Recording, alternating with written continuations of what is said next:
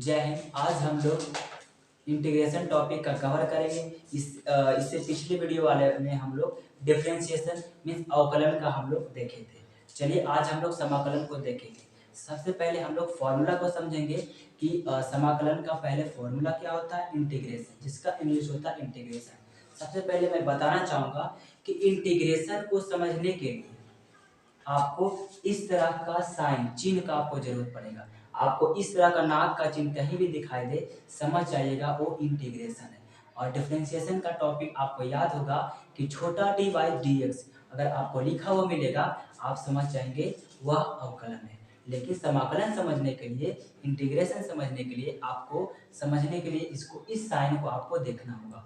अगर आपको नाक का साइन दिखाई देते समझ जाएंगे यह इंटीग्रेशन है, मीन्स समाकलन है। चलिए हम लोग फॉर्मूला को देखते हैं और इसको आसानी से देखते हुए चलेंगे। और जिस तरह से आपको सब जगह पढ़ाया जाता हो उस तरह से आपको आसानी से आपको बिल्कुल समझ में आएगा, सिर्फ आप बने रहेंगे हमारे साथ। अब बात करेंगे हम लोग इंटीग्रेशन। हम देख चुके हैं इंटीग्रेशन का पहचान, समाकलन का पहचान होता है इस तरह का नाक का साइन। आपको जहां भी आपको दिखाई देगा नाक का साइन, आप समझेंगे कि यह इंटीग्रेशन है। एक का इंटीग्रेशन x के सापेक्ष x होगा और यह कांस्टेंट आपको जोड़ना होगा। लेकिन अवकलन में, डिफरेंशिएशन में उसमें कांस्टेंट का बात नहीं हो रहा था, लेकिन प्लस सी और प्लस सी सभी आप क्वेश्चंस में जब भी सॉल्व करेंगे आप प्लस ही देंगे। एक का डिफरेंशिएशन समाकलन x होता है और आप प्लस में कांस्टेंट ऐड कर देंगे। e के पावर x का e के पावर x और प्लस c से होता है कांस्टेंट, c से कांस्टेंट। 1/x का समाकलन इंटीग्रेशन होता है log mod x plus c और sin x का cos x। सिर्फ समाकलन जो है अवकलन का जस्ट अपोजिट होता है, उल्टा होता है। जिस तरह से बताए थे sin x का डिफरेंशिएशन cos x होता है, सिर्फ आप क्या करेंगे माइनस लगा देंगे। sin x का इंटीग्रेशन माइनस cos x होता है और आपको डिफरेंशिएशन में cos x का डिफरेंशिएशन sin x होता है। अब समाकलन में आप सिर्फ प्लस को हटा देंगे, माइनस को हटा देंगे। cos x का इंटीग्रेशन sin x होता है। इसी तरह से sec x into tan x का डिफरेंशिएशन क्या होगा, sec x into tan x का sec x plus c constant और sec स्क्वायर x का tan x। और याद करिए tan x का अवकलन बताइए sec स्क्वायर x और sec स्क्वायर का डिफरेंस इंटीग्रेशन tan x। इससे पता चलता है इंटीग्रेशन जो है जस्ट अपोजिट है इंटीग्रेशन का। cosec स्क्वायर x का differentiation minus cot x plus c, cosec x into cot x का minus cosec x plus c से कांस्टेंट और अंडर 1/√1 माइनस x स्क्वायर का integration sin inverse x plus c और sin inverse x का differentiation 1/√1 minus x square होता है। और इसी तरह से अगर सिर्फ प्लस रहेगा तो sin इनवर्स x, लेकिन यहाँ सिर्फ माइनस लगा देंगे तो हो जाएगा cos इनवर्स x का माइनस 1/√1 माइनस x स्क्वायर। किसका फॉर्मूला होता है, cos इनवर्स x का। Integration 1/1 plus x square tan inverse x का होता है। और cot का क्या होगा, सिर्फ आप प्लस के जगह माइनस लगा देंगे, minus 1/1 plus x square cot inverse x और प्लस c कांस्टेंट लगाएंगे। इसी तरह से थोड़ा आगे देखेंगे हम लोग 1/x into under x square minus 1 किसका होगा, सेक इनवर्स x का। सेक इनवर्स x का होता है इंटीग्रेशन। और सिर्फ इसमें प्लस था लेकिन इसमें माइनस का बात करेंगे, माइनस लग जाने से minus 1/x into under x square minus 1 यह हो जाएगा cosec इनवर्स x का और प्लस c कांस्टेंट लगाएंगे। इसी तरह से a के पावर x का इंटीग्रेशन a के power x by log a, जो आपको यह एग्जाम में क्वेश्चन आपको पूछा हुआ है। कैसे, a के पावर x का समाकलन पूछा हुआ है और दिया हुआ था 4 ऑप्शन और आपको उसमें से फॉर्मूला को देखकर आपको टिक लगाना।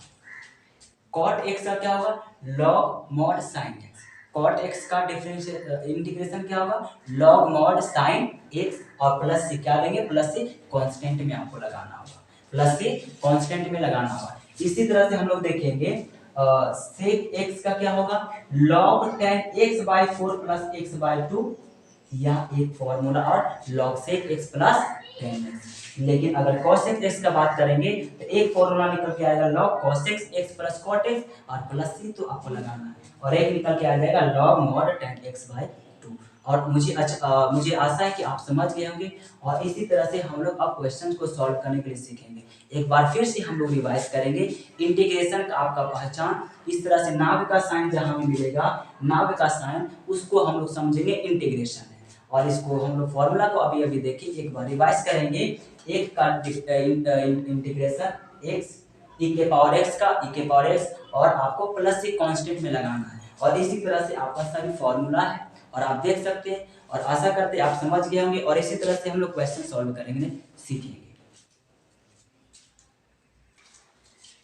अभी हम लोग फॉर्मूला को देख चुके हैं। अब हम लोग इससे रिलेटेड कुछ क्वेश्चंस को, कुछ प्रैक्टिस क्वेश्चंस कर लेते हैं, जिससे आपको आसानी होगा समझने में। जैसे देखिए, x के पावर -7 का इंटीग्रेशन करना है, तो अभी हम लोग क्या कहे थे कि जब भी डिफरेंशिएशन में x के पावर को पहले नीचे लाते थे, लेकिन इंटीग्रेशन में आपको क्या करना है, इस पावर में एक ऐड करेंगे और उसी को नीचे लिखेंगे।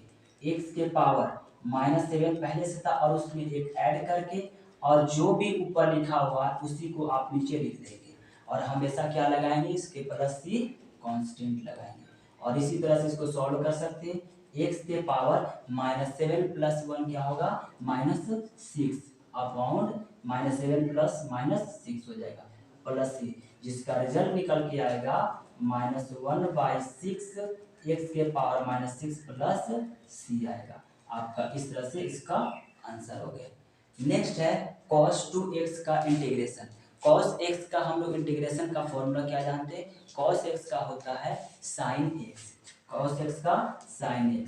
cos x का sin x, वहां था आपको x तो आप लिख रहे थे x, लेकिन यहाँ पे 2x है इसलिए यहाँ लगाएंगे 2x, और प्लस सी क्या लगाते हैं, कांस्टेंट।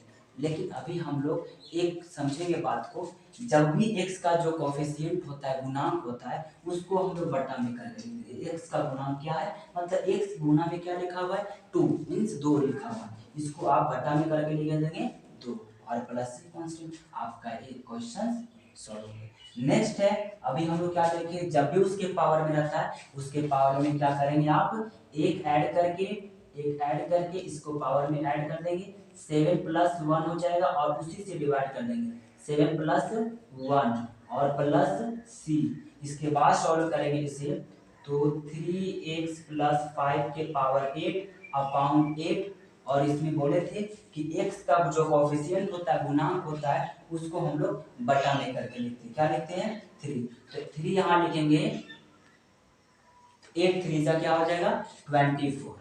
हाँ तो क्या करें इसको, 3x प्लस 5 के पावर 7 प्लस 1 ऐड करेंगे, 8 हो जाएगा बाई 8, और इसको x का गुणांक लगेंगे 3 है, 8 3 जा 24, हम यहाँ नहीं लिख के 24 लिख देते हैं, जिसे आप समझ सकते हैं। आप प्लस की कांस्टेंट लगा देंगे, ये आपका रिजल्ट आ गया।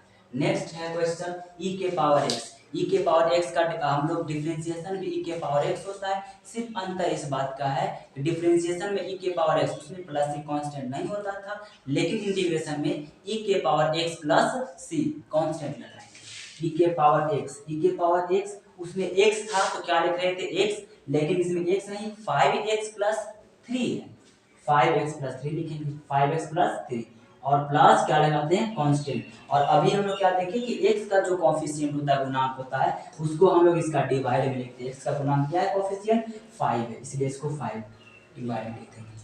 इसका रिजल्ट आ जाएगा e के पावर 5x प्लस 3 अपॉन 5 और प्लस c आंसर। नेक्स्ट है sec square x। Sec square x का इंटीग्रेशन क्या होता है, tan x। Sec square x का क्या होता है, tan x। x वहां था x लेके, लेकिन यहाँ x नहीं है, 3x प्लस 5 tan x और प्लस c कांस्टेंट में, और हम लोग देखेंगे x का कोफिशिएंट 3 है, इसलिए 3 से क्या करेंगे, डिवाइड करेंगे। इसका रिजल्ट आपको देखने को मिलेगा। और हम लोग बात करेंगे फिर से, एक जो स्क्वायर किया हुआ है इसको हम तोड़ेंगे, इसको सॉल्व करेंगे, इसको छोटा कर सकते हैं सॉल्व करके। रूट x का स्क्वायर करेंगे, a प्लस b के whole square, a plus b के होल स्क्वायर सॉल्व करेंगे तो क्या होगा, a square plus b square, ये कितना है, रूट x रूट एक्स का स्क्वायर करेंगे और प्लस बी स्क्वायर, बी कितना है 1/√x, ये वाला ये हो जाएगा, ये पार्ट बी हो जाएगा 1/√x का whole square plus 2ab 2√x ये हो जाएगा, और बी हो जाएगा 1/√x, आपका √x से √x कैंसिल और इधर आपका dx था। इसी तरह से इसको सॉल्व कर सकते हैं, x से स्क्वायर से root cancel, x plus 1/x और प्लस 2 dx, और इसको हम लोग अलग अलग करके लिख सकते हैं x into D x plus 1/x dx plus 2 dx, और इसको हम लोग सॉल्व करेंगे।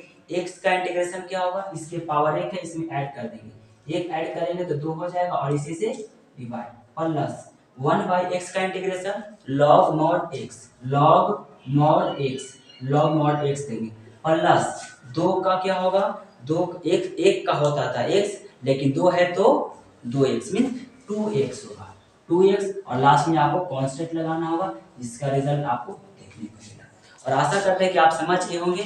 और हम लोग जानते हैं समाकलन इंटीग्रेशन दो प्रकार के, एक होता है डेफिनिट और एक होता है इनडेफिनिट, एक होता है डेफिनिट और एक इनडेफिनिट। डेफिनिट का मतलब निश्चित आपको कर दिया जाएगा, जैसे लिमिट दे दिया जाएगा a और b, ऊपर वाले को हम लोग बोलते हैं अपर लिमिट और नीचे वाले को हम लोग बोलते हैं लोअर लिमिट। लेकिन आपको इनडेफिनिट इंटीग्रेशन में कोई लिमिट आपको दिया नहीं जाएगा, और जो अभी हम लोग सॉल्यूशन किए हैं इसमें किए हैं इनडेफिनिट इंटीग्रेशन, और हम लोग अगले वीडियो में देखेंगे डेफिनिट इंटीग्रेशन को। डेफिनिट इंटीग्रेशन को सॉल्व करने के लिए सीखेंगे। तब तक के लिए जय हिंद।